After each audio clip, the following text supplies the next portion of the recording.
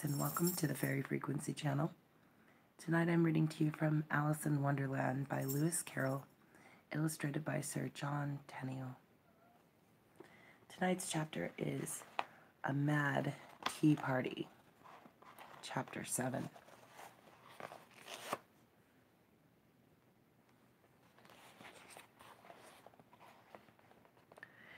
There was a table set out under a tree in front of the house, and the March Hare and the Hatter were having tea at it. A dormouse was sitting between them, fast asleep, and the other two were using it as a cushion, resting their elbows on it and talking over its head. Very uncomfortable for me, the dormouse, thought Alice. Only as if it's asleep, I suppose it doesn't mind. The table was a large one, but the three were all crowded together at one corner of it. No room, no room, they cried out when they saw Alice coming. There's plenty of room, said Alice indignantly, and she sat down in a large armchair at one end of the table. Have some wine, the March Hare said, in an encouraging tone. Alice looked all around the table, but there was nothing on it but tea. I don't see any wine, she remarked. There isn't any, said the March Hare. Then it wasn't very civil of you to offer it, said Alice angrily. It wasn't very civil of you to sit down without being invited, said the March Hare. I didn't know it was your table, said Alice. It's laid for a great many more than three. Your hair wants cutting, said the Hatter. He has been looking at Alice's hair for some time, and with great curiosity, and this was his first speech. You should learn not to make personal remarks, Alice said, with some severity. It's very rude. The Hatter opened his eyes very wide on hearing this, but all he said was, Why is a raven like a writing desk? Come, we shall have some fun now, thought Alice. I'm glad they've all begun asking riddles. I believe I can guess that, she added aloud. Do you mean that you think you can find out the answer to it? Said the March Hare.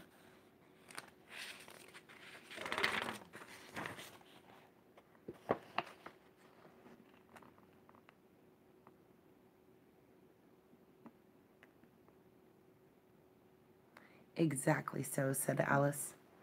Then you should say what you mean, then, said the March Hare went on. I do, Alice hastily replied. At least I mean what I say. That's the same thing, you know. Not the same thing a bit, said the Hatter. Why, you might just as well say that I see what I eat is the same thing as I eat what I see. You might just as well say, added the March Hare, that I like what I get is the same thing as I get what I like. You might just as well say, added the Dormouse, who seemed to be talking in his sleep, that I breathe when I sleep is the same thing as I sleep when I breathe. It is the same thing with you, said the Hatter, and here the conversation dropped, and the party sat silent for a minute, while Alice thought over all she could remember about ravens and writing desks, which wasn't much. The Hatter was the first to break the silence. What day of the month is it? He said, turning to Alice. He had taken his watch out of his pocket and was looking at it uneasily, shaking it every now and then and holding it to his ear. Alice considered a little and said, The 4th. 2 days wrong, sighed the Hatter. I told you butter wouldn't suit the works, he added, looking angrily at the March Hare. It was the best butter, the March Hare meekly replied. Yes, but some crumbs must have got in as well, the Hatter grumbled. You shouldn't have put it in with the bread knife. The March Hare took the watch and looked at it gloomily. Then he dipped it into his cup of tea and looked at it again. But he could think of nothing better to say than his first remark. It was the best butter, you know. Alice had been looking over his shoulder with some curiosity. What a funny watch, she remarked. It tells the day of the month, and it doesn't tell what the o'clock it is. Why should it? Muttered the Hatter. Does your watch tell you what year it is? Of course not, Alice replied very readily, but that's because it stays the same year for such a long time together. Which is just the case with mine, said the Hatter. Alice felt dreadfully puzzled. The Hatter's remark seemed to her to have no sort of meaning in it, and yet it was certainly English. I don't quite understand you, she said as politely as she could. The Dormouse is asleep again, said the Hatter, and he poured a little hot tea on its nose. The Dormouse shook its head impatiently and said without opening its eyes, Of course, Just what I was going to remark myself. Have you guessed the riddle yet? The Hatter said, turning to Alice again.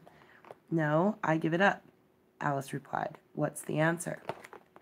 I haven't the slightest idea, said the Hatter. Nor I, said the March Hare. Alice sighed wearily. I think you might do something better with the time, she said, than wasting it asking riddles that have no answers.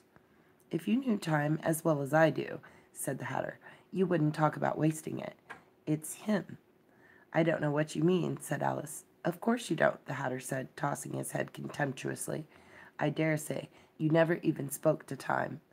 Perhaps not, Alice cautiously replied, but I know I have to beat time when I learn music. Ah, that accounts for it, said the Hatter. He won't stand beating. Now, if you only kept on good terms with him, he'd do almost anything you liked with the o'clock. For instance, suppose it were 9 o'clock in the morning, just time to begin lessons. You'd only have to whisper a hint to time, and round goes the clock in a twinkling. 1:30, time for dinner. I only wish it was, the March Hare said to itself in a whisper. That would be grand, certainly, said Alice.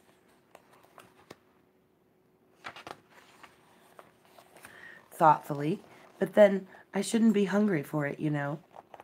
Not at first, perhaps, said the Hatter, but you could keep it to 1:30 as long as you liked. Is that the way you manage? Alice asked. The Hatter shook his head mournfully. Not I, he replied. We quarreled last March, just before he went mad, you know, pointing with his teaspoon at the March Hare. It was at that great concert given by the Queen of Hearts, and I had to sing, Twinkle, twinkle, little bat, how I wonder what you're at.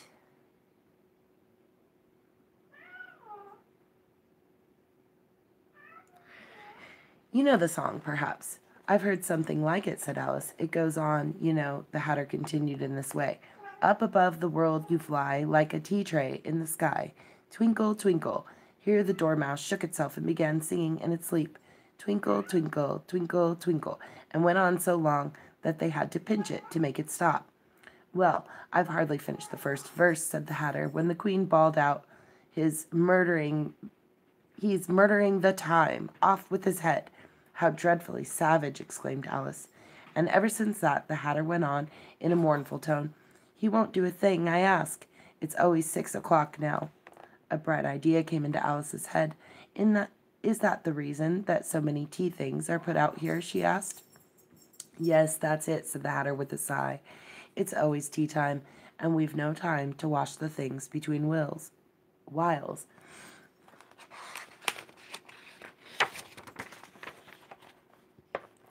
Then you keep moving round, I suppose, said Alice. Exactly so, said the Hatter, as things get used up. But when you come to the beginning again, Alice ventured to ask. Suppose we change the subject, the March Hare interrupted, yawning. I'm getting tired of this.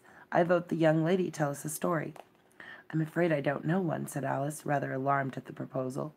Then the Dormouse shall, they both cried. Wake up, Dormouse, and they pinched it on both sides at once. The Dormouse slowly opened his eyes. I wasn't asleep, he said in a hoarse, feeble voice. I heard every word you fellows were saying. Tell us a story, said the March Hare. Yes, please do, pleaded Alice. And be quick about it, added the Hatter, or you'll be asleep again before it's done. Once upon a time there was 3 little sisters, the Dormouse began in a great hurry, and their names were Elsie, Lacie, and Tilly, and they lived at the bottom of a well. What did they live on? Said Alice, who always took a great interest in questions of eating and drinking. They lived on treacle, said the Dormouse, after thinking a minute or two. They couldn't have done that, you know, Alice gently remarked. They'd have been ill. So they were, said the Dormouse, very ill. Alice tried a little fancy to herself what such an extraordinary way of living would be like, but it puzzled her too much. So she went on. But why did they live at the bottom of a well? Take some more tea, the March Hare said to Alice very earnestly. I've had nothing yet, Alice replied in an offended tone. So I can't take more. You mean you can't take less, said the Hatter. It's very easy to take more than nothing. Nobody asked your opinion, said Alice. Who's making personal remarks now? The Hatter asked triumphantly. Alice did not quite know what to say to this. So she helped herself to some tea and bread and butter, and then turned to the Dormouse and repeated her question. Why did they live at the bottom of a well? The Dormouse again took a minute or two to think about it, and then said, It was a treacle well. There's no such thing, Alice was beginning very angrily, but the Hatter and the March Hare went, Shh, shh, and the Dormouse sulkily remarked, If you can't be civil, you'd better finish the story for yourself. No, please go on, Alice said very humbly. I won't interrupt you again. I dare say there may be one. One indeed, said the Dormouse indignantly. However, he consented to go on. And so these three little sisters, they were learning to draw, you know. What did they draw? Said Alice, quite forgetting her promise. Treacle, said the Dormouse, without considering at all this time. I want a clean cup, interrupted the Hatter. Let's all move one place on. He moved on as he spoke, and the Dormouse followed him. The March Hare moved into the Dormouse's place, and Alice, rather unwillingly, took the place of the March Hare. The Hatter was the only one who got any advantage from the change. The Alice was a good deal worse off than before, as the March Hare had just upset the milk jug into his plate. Alice did not wish to offend the Dormouse again, so she began very cautiously. But I don't understand. Where did they draw the treacle from? You can draw water out of a water well, and, said the Hatter, so I should think that you could draw treacle out of a treacle well. Stupid? But they were in the well, Alice said to the Dormouse, not choosing to notice this last remark. Of course they were, said the Dormouse. Well in. The answer so confused poor Alice that she let the Dormouse go on for some time without interrupting it. They were learning to draw, the Dormouse went on, yawning and rubbing its eyes, for it was getting very sleepy, and they drew all manner of things, everything that begins with an M. Why with an M? Said Alice. Why not? Said the March Hare. Alice went silent. The Dormouse had closed its eyes by this time and was going off into a doze, but on being pinched by the Hatter it woke again with a little shriek and went on. That begins with an M.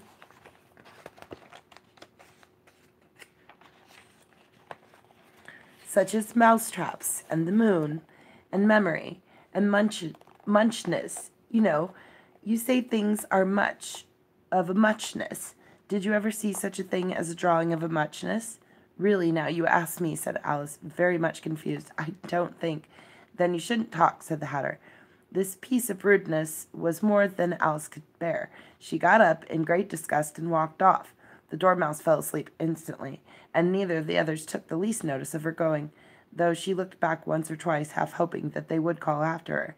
The last time she saw them, they were trying to put the Dormouse into the teapot. At any rate, I'll never go there again, said Alice as she picked her way through the wood. It's the stupidest tea party I ever was at in all of my life. Just as she said this, she noticed that one of the trees had a door leading right into it. That's very curious, she thought. But everything's curious today. I think I may as well go in at once. And in she went. Once more she found herself in the long hall, close to the little glass table. Now I'll manage better this time, she had said to herself, and began by taking the little golden key and unlocking the door that led into the garden. Then she set to work nibbling at the mushroom. She had kept the piece in her pocket till she was about a foot high, and then she walked down the little passage, and then she found herself at last in the beautiful garden, among the bright flower beds and the cool fountains.